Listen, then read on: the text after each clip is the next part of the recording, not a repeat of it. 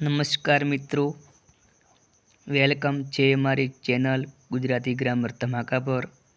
મિત્રો, હું તમારા માટે એક નવો જ ટોપિક લઈને આવી રહ્યો છું। તે ટોપિક છે ધોરણ 8નું ગુજરાતી। તેમાં મિત્રો જો વાત કરીએ તો લેખક પરિચય તેમજ કવિ પરિચય, શબ્દ સમજૂતી તથા પાઠનો સાર અથવા તો પાઠનો મુખ્ય મહિમા કયો રહેલો છે તેની વાત પણ કરવામાં આવેલી છે અને સંપૂર્ણપણે વ્યાકરણનો પણ સમાવેશ થયેલો છે। તો મિત્રો, આ વિડીયો તમે અંત સુધી જોવાનું ભૂલતા નહીં। બીજા મિત્રોને પણ શેર કરજો, જેથી કરીને ટેટ 2 તેમજ ટાટની તૈયારી કરતા મિત્રો માટે આ વિડીયો ખૂબ જ ઉપયોગી બની શકે। તો મિત્રો, આ લિંકને ફટાફટ શેર કરી દો। તો હવે આપણે સ્ટાર્ટ કરીશું। તો જોઈએ મિત્રો, પાઠ નંબર 5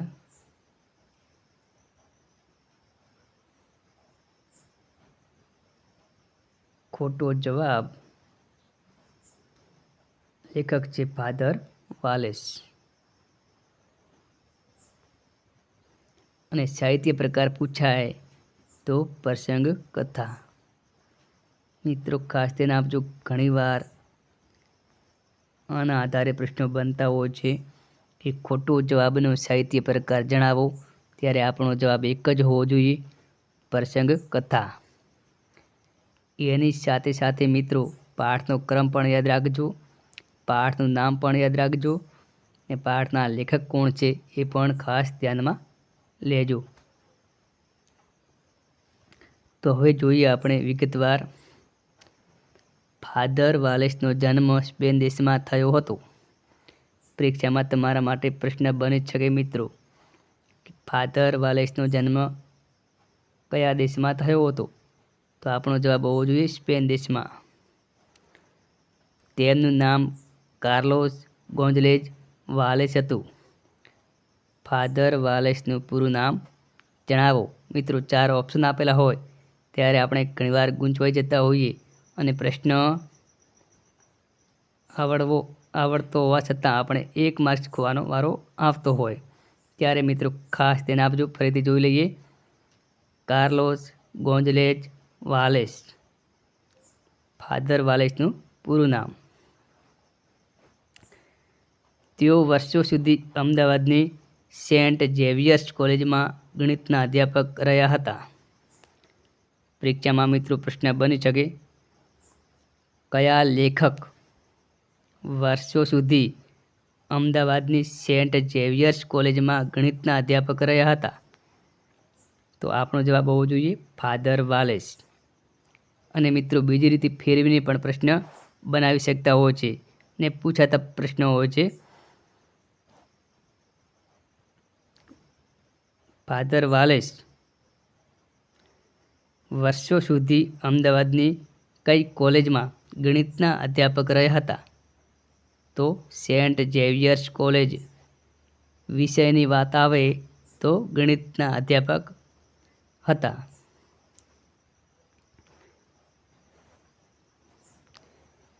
તેમના ગુજરાતી ભાષામાં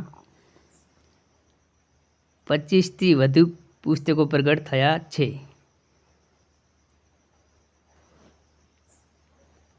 મિત્રો, વાત થાય છે ફાધર વાલેસની કે તેમણે ગુજરાતી ભાષામાં 25થી વધુ પુસ્તકો પ્રગટ કર્યા છે।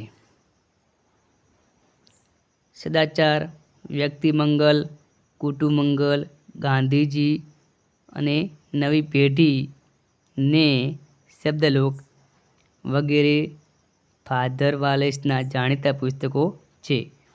મિત્રો, એના આધારે પ્રશ્ન બની શકે છે, એટલે મિત્રો ખાસ ધ્યાન આપજો।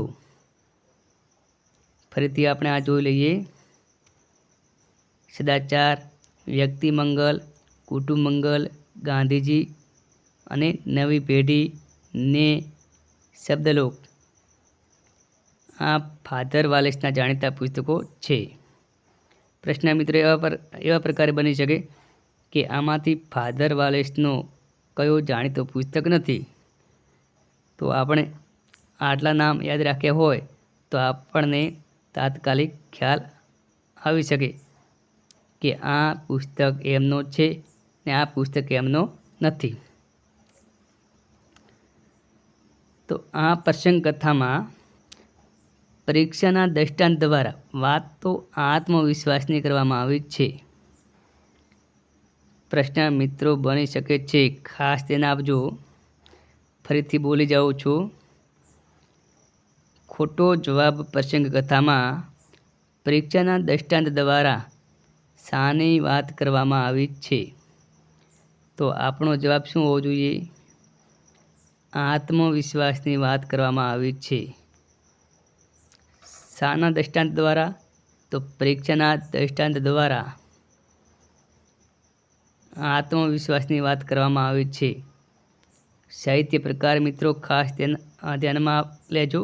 પ્રસંગ કથા.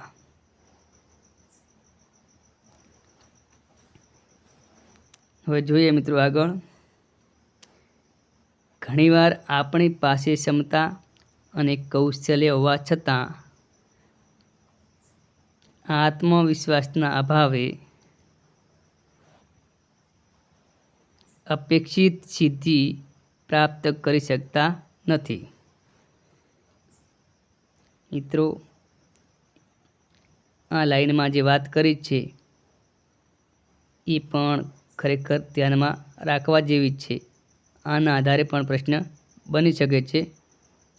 તો ફરીથી આપણે એનું વાંચન કરી લઈએ જેથી કરીને પરીક્ષામાં કોઈ તકલીફ ના પડે.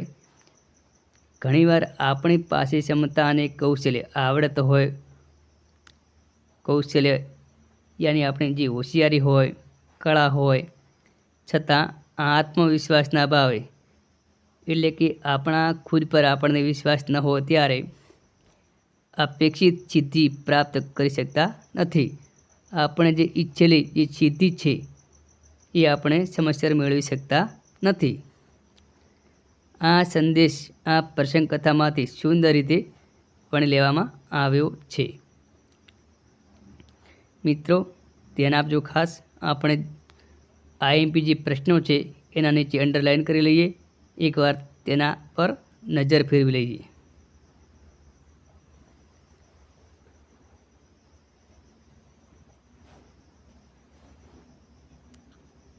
પ્રથમ મિત્રો છે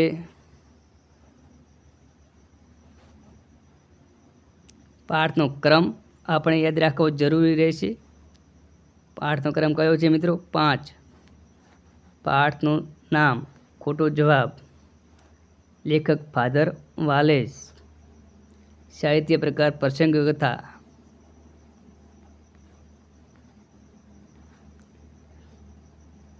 પછી ફાધર વાલેસનો જન્મ સ્પેન દેશમાં થયો હતો. તેમનું પૂરું નામ કાર્લોસ ગોન્ઝાલેઝ વાલેસ. પછી તેઓ વર્ષો સુધી અમદાવાદની સેન્ટ ઝેવિયર્સ કોલેજમાં ગણિતના અધ્યાપક રહ્યા.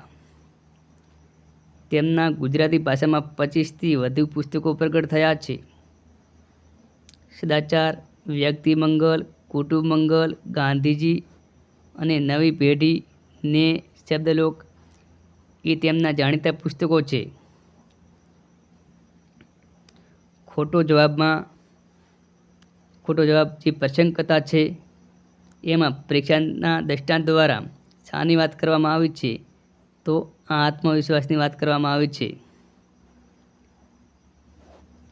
ઘણીવાર આપણી પાસે ક્ષમતા અને કૌશલ્ય હોવા છતાં આત્મવિશ્વાસના અભાવે અપેક્ષિત સિદ્ધિ પ્રાપ્ત કરી શકતા નથી. આ સંદેશ આ પ્રસંગ કથામાંથી સુંદર રીતે વણી લેવામાં આવ્યો છે. ચલો મિત્રો આગળ. સમજાઈ ગયું છે?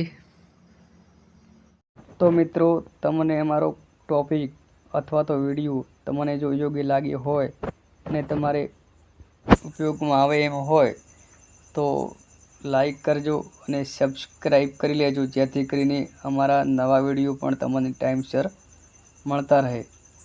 તો મિત્રો, અમારી ચેનલ સબસ્ક્રાઈબ ના કરી હોય તો કરી લેજો, ગુજરાતી ગ્રામર ધમાકા।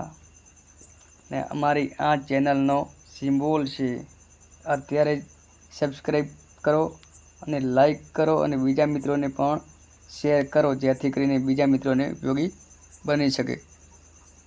તો જોઈએ હવે મિત્રો આપણે આગળ। ચલો મિત્રો, હવે આપણે જોઈ લઈએ શબ્દાર્થ। મિત્રો ખાસ ધ્યાન આપજો, જેથી કરીને પરીક્ષામાં એક પણ માર્ક્સ ખોવાનો વારો ના આવી શકે। વિસ્મય, આશ્ચર્ય, નવાઈ। વિસ્મય, આશ્ચર્ય, નવાઈ। ભાઈબંધ, મિત્ર, બાંધવ।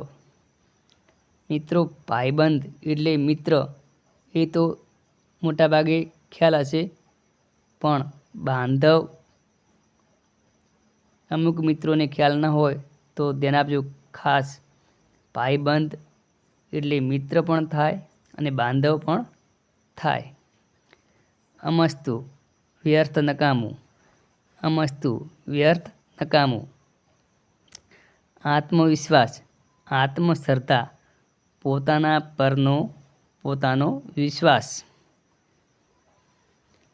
મિત્રો પરીક્ષામાં શબ્દ સમૂહ તરીકે પણ પ્રશ્ન બની શકે। આત્મશ્રદ્ધા, પોતાના પરનો પોતાનો વિશ્વાસ, એના માટે શબ્દ સમૂહ માટે એક શબ્દ, તો આપણો જવાબ કયો હોવો જોઈએ? આત્મવિશ્વાસ। દ્રોહ, દગો, બેવફાઈ। દ્રોહ, દગો, બેવફાઈ। નિર્દેશ, ઉલ્લેખ, દર્શાવવું। નિર્દેશ, ઉલ્લેખ, દર્શાવવું। અવમૂલ્યન, ઓછું મૂલ્ય આંકવું। અવમૂલ્યન, ઓછું મૂલ્ય આંકવું। મૌલિકતા, આગવી વિશિષ્ટતા। મૌલિકતા, આગવી વિશિષ્ટતા। ઉત્તરપત્ર, પરીક્ષાના પ્રશ્નપત્રના ઉત્તરનો પત્ર। ઉત્તરપત્ર, પરીક્ષાના પ્રશ્નપત્રના ઉત્તરનો પત્ર। જવાબ લેખન। મિત્રો શબ્દ સમૂહ માટે પણ આવી શકે, એટલે મિત્રો ખાસ ધ્યાન આપજો। પરીક્ષાના પ્રશ્નપત્રના ઉત્તરનો પત્ર, જવાબ લેખન, તો ઉત્તરપત્ર। ખાતરી, ભરોસો। ખાતરી, ભરોસો। હવે જોઈએ મિત્રો શબ્દ સમૂહ।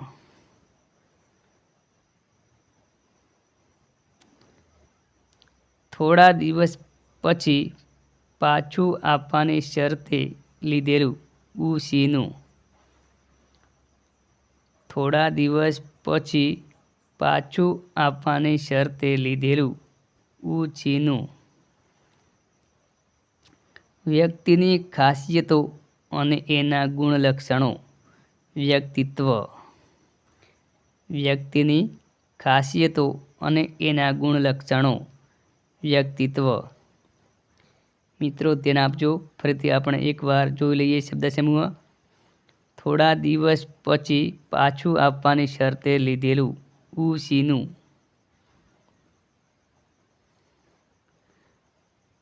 વ્યક્તિની ખાસિયતો અને એના ગુણલક્ષણો। વ્યક્તિત્વ।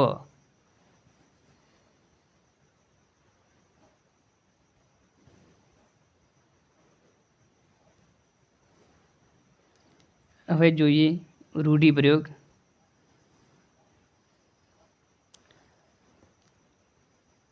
પ્રથમ છે મિત્રો, ઠંડે કલેજે, કોઈ લાગણી કે સંકોચ અનુભવ્યા વગર નિરાંતે।